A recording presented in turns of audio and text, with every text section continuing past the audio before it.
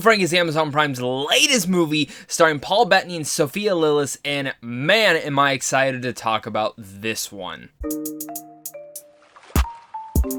Guys, what's going on? My name is Zach, and I love talking movies. And if you guys love talking movies as well, make sure to hit that like and subscribe button so you don't miss out on content like this over here on a daily basis, as well as comment down below and let me know your guys' thoughts. Are you guys excited for Uncle Frank? Are you not? Let's discuss it all down there. Frank takes place in 1973 when Frank and his 18-year-old niece, Beth, must take a road trip from Manhattan to Creeksville, South Carolina for the family patriarch funeral. They're unexpectedly joined by Frank's lover, Wally, though, and it adds a lot to the story. I really enjoyed this film. In fact, I saw this back at Sundance. It was the first film I saw at Sundance ever, and I have a funny story about it. Like, I landed my flight, I got in early, got to my Airbnb, and I had like 4 hours to spare until my first screener that was supposed to be. And I said, oh, what's this film, Uncle Frank? I have no idea what it's about. I see Paul Bettany, I see Sophia Lillis, maybe I should just go check this out. And I had the time, and I jumped into my Uber, traveled right down to Sundance, and made this be my first official film of the festival. And what a good one it was to start with, because this film has great performances. It's very heartwarming. It's very satisfying by the end, and overall, it's an emotional film that I overall enjoyed, and I think some people might find a little bit too cheesy. Me, I didn't find in any sorts of those ways. In fact, I just had a smile on my face, and I was swelled with so many emotions. This is where I can really dive down and to talk about this film is, I think, the performances in here might probably be the best part about it. Paul Bettany has probably never been better than this. And, he's an excellent actor. I just think this is the first film that we've actually gotten to see him showcase his acting abilities. He transformed into this character, Uncle Frank. I didn't see Jarvis. I didn't see Vision.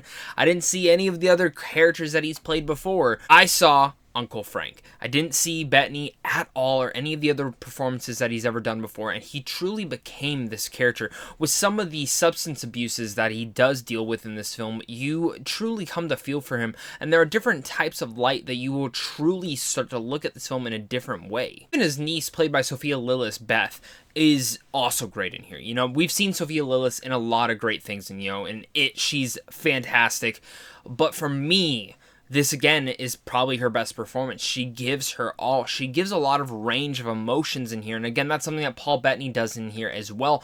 And that's what really elevates this film. But speaking of probably my favorite performance in here is from Peter Macdissi, who plays Wally, Frank's lover in here.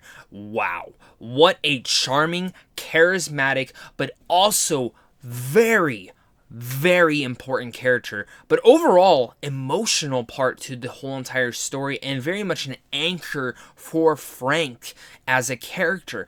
And I loved what Wally was. I love the writing of him. I love the direction given by the director for this character, and I think him could have turned out very cheesy, could have turned out into, just a comedic relief, but he became so much more than that. And even though he starts out like that, he again became more than that, and I loved it to death. I think this is easily one of my favorite characters from 2020, and I just got a big smile on my face every single time he came into frame. While the film contemplates many soft, intense, and heartbreaking moments, the way that this film does come to a conclusion is one of the most unique parts about it.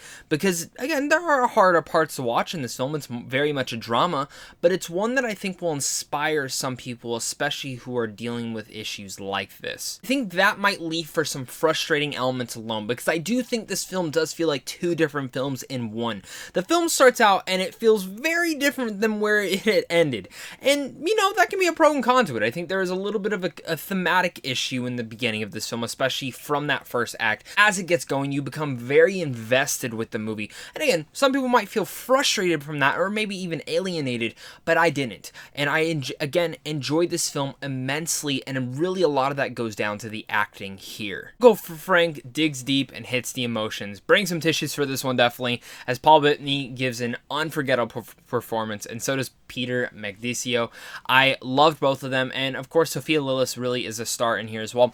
I do think the acts are a little bit, again, Act 1 starts out as something and you're like, okay, this is completely different from where Act 2 is going, and then Act 2 kind of goes and continues with Act 3, but for me, where this film really kind of falters is maybe within the pacing. I feel like it's a little bit too rushed with kind of getting to know everyone.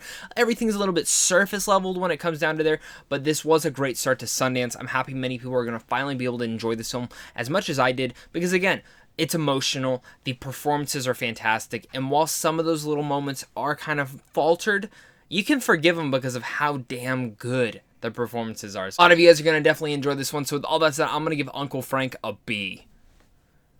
Let me know down below, guys, what your guys' thoughts are. Did you guys enjoy this? Did you not? Let's discuss it all down there. Make sure again to hit that like and subscribe button before you head on out. Head on over to Sandwich on Films on how to see films early. And of course, it's a big thing to you and a big thing to my Patreon supporters, because without you, I wouldn't be able to do this. Thank you guys again. And of course, until next time, stay classy.